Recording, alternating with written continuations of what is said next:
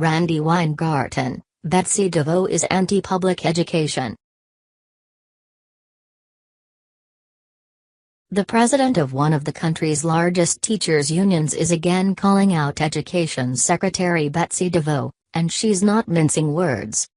Randi Weingarten, who leads the 1.6 million-member American Federation of Teachers, told Salon writer and podcast host Chauncey DeVega recently that DeVos and her boss are attacking public schools. DeVos in particular, she said, is the most ideological anti-public education person to ever be nominated or confirmed to that position. DeVos just reached 6 months since becoming Education Secretary, and she's spent much of her time in office defending herself.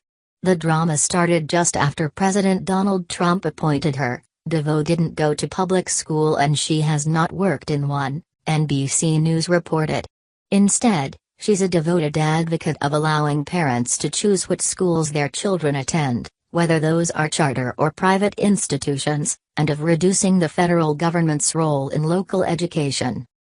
That concerns Weingarten, who not only criticized DeVos' appointment and stances but also Trump's budget proposal that would cut $9.2 billion from the department. House Republicans said last month they wanted to reduce the budget by $2.4 million. She has actually advocated for the worst per capita budget cuts for kids who are vulnerable or poor that we've since Reagan. DeVos also wants the worst budget cuts in raw numbers ever, Weingarten told DeVega.